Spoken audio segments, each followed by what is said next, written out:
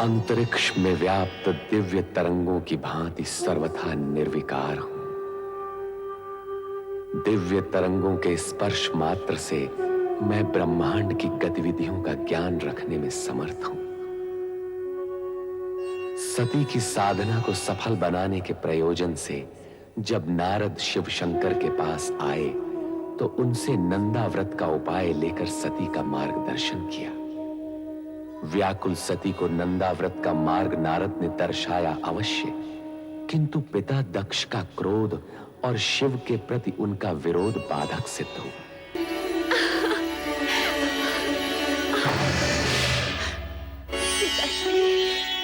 पिताश्री, मेरा व्रत सफल हो गया। पिताश्री, मेरी तपस्या सार्थक हुई। सती, अपनी चेतना में लौटाओ। पिताश्री, मैं तो पूर्ण रूप से चेतन हूँ। मेरी साधना की सफलता ने तो मुझे और चेतन कर दिया है, मुझे और चेतन कर दिया है। पिताश्री, सती, प्रलाप बंद करो। अब तो आलाप आरंभ हुआ है। पिताश्री, दिव्य सुर और मधुर झंकार से पूर्ण आलाप। भगवान शिव ने मुझे अर्धांगिनी स्वीकार करने का वरदान दिया है। पिताश्री, मुझे वरदान दिया है, मुझे वरदान दिया है। वरदान? तुम्हें अर्धांगिनी बनाने का? क्या उस भस्म लिप्त देव को हम अपना जामाता बनाएंगे? कदापि नहीं, कदापि नहीं सती। हम ये वरदान फलित नहीं होने देंगे, नहीं होने देंगे।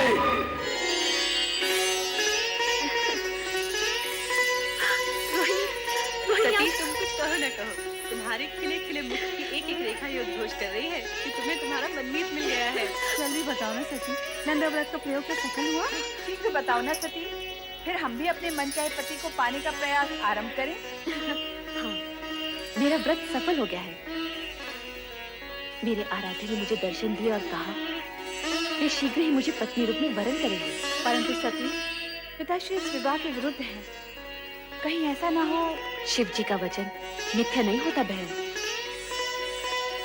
जब संपूर्ण ब्रह्मांड उन्हें सत्यम, शिवम, सुंदरम के रूप में मानता है, तब उनके मुख से निकले वचन असत्य हो ही नहीं सकते।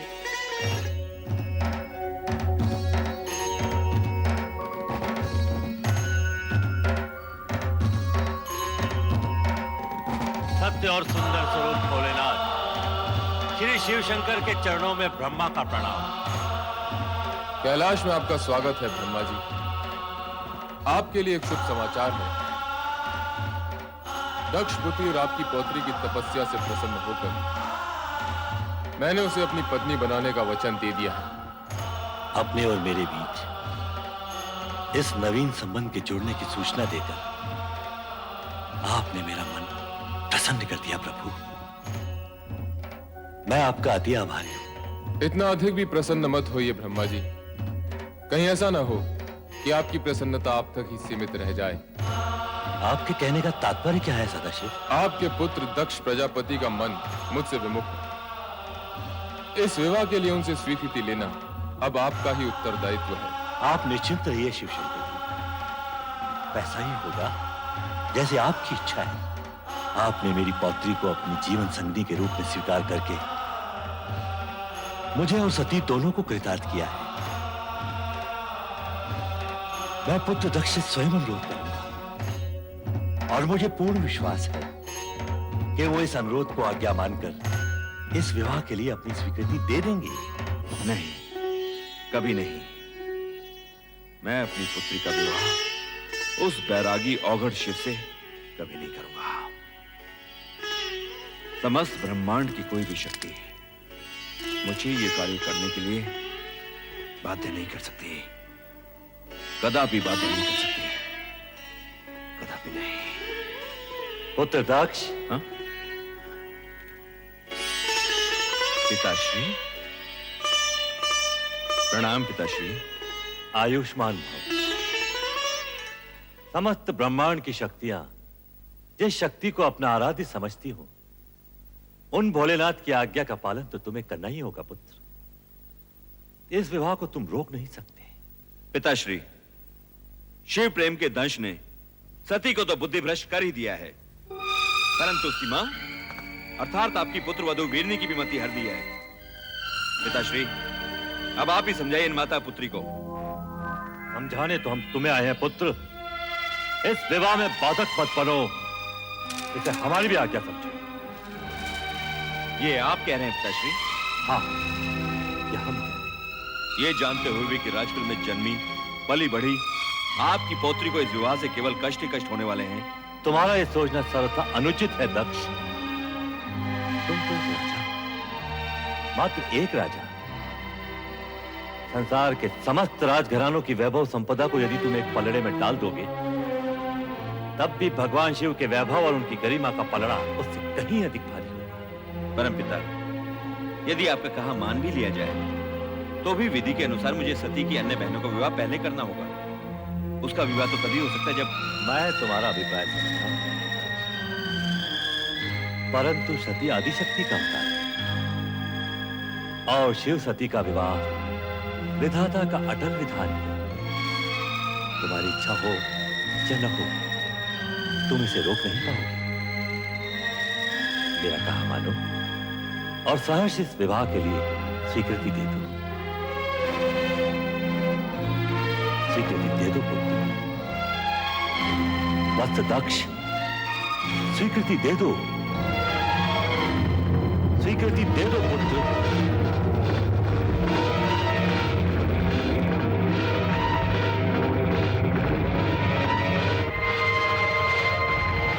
जैसी आपकी आज्ञा पिताश्री।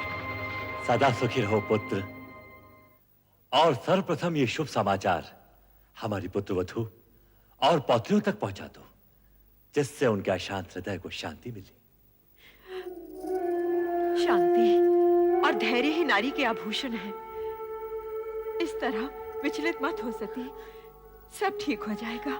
नहीं माते, मेरा मन अत्यंत व्यथित है। मेरी व्यग्रता चिंता बनकर मेरे मन को खाए जा रही है।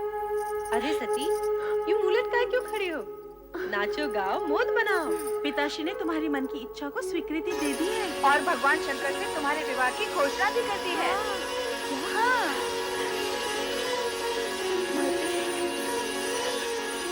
माते,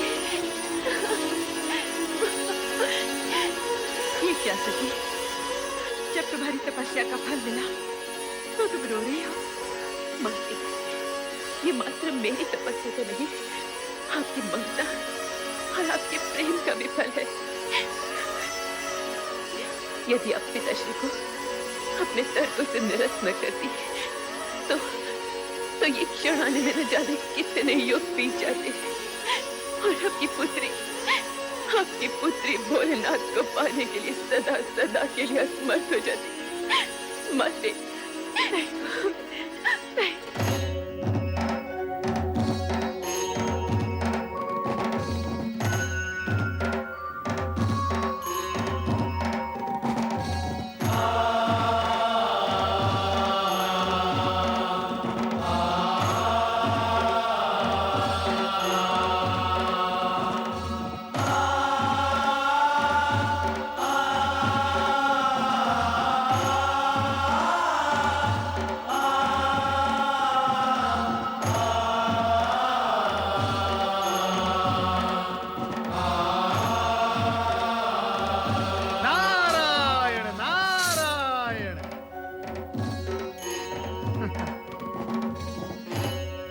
महादेव, क्या हुआ?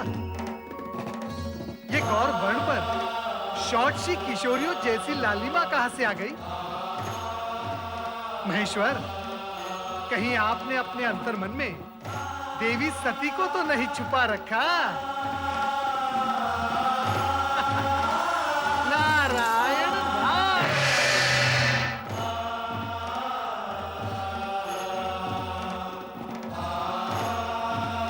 देवादिदेव महादेव के चरणों में शिव शंभु, उस दिन आपने मुझे एक शुभ समाचार दिया था। आज मैं आपको एक समाचार दे रहा हूं।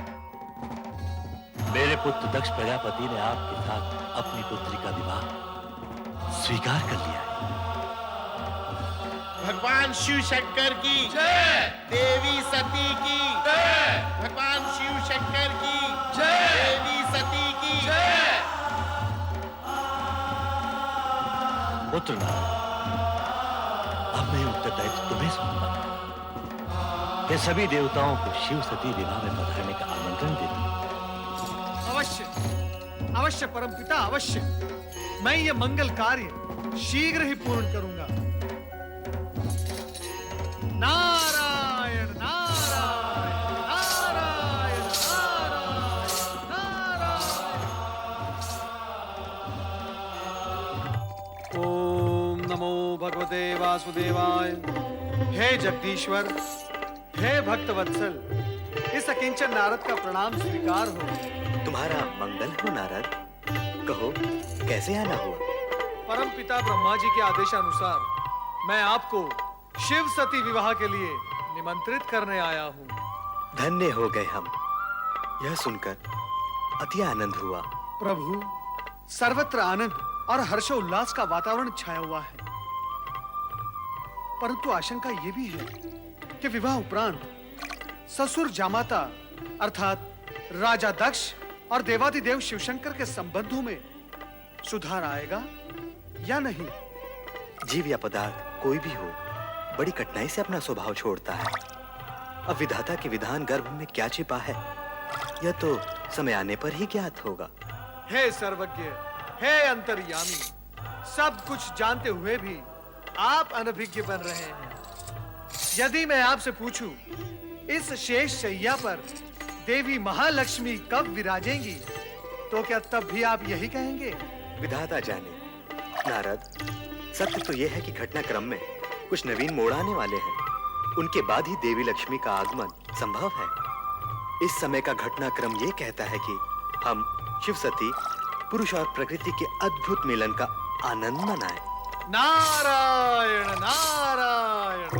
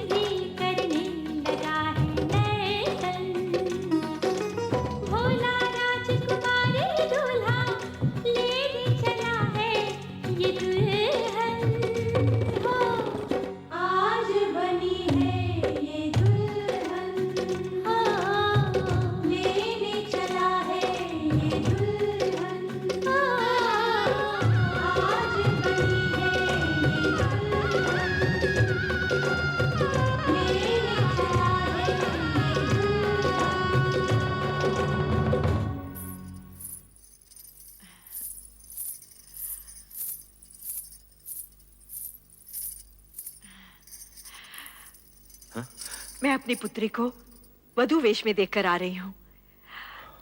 कितनी सुंदर लग रही है वो। उसके मुख की शोभा तो देखते ही बनती है। हे प्रभु, मेरी पुत्री का मंगल करना, उसे परम सुख और सौभाग्य देना। ये क्या, आपकी पुत्री का विवाह है और आप प्रसन्न नहीं? नहीं, कदापि नहीं, क्योंकि जो कुछ हो रहा है वो तुम्हारी और पिताश्री की इच्छा से हो रहा है। और मैं जानता हूं कि सती के मुख पर आज जो आभा है वो कल धूमिल पड़ी जाने वाली है। हमारी पुत्री को इस विवाह से केवल दुख और निराशा ही मिलने वाली है। ऐसे अशुभ वचन न बोलिए स्वामी।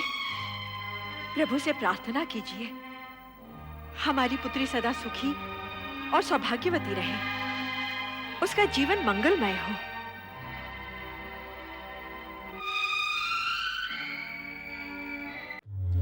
ओम नमः शिवाय, ओम नमः शिवाय, ओम नमः शिवाय, ओम नमः शिवाय, ओम नमः शिवाय,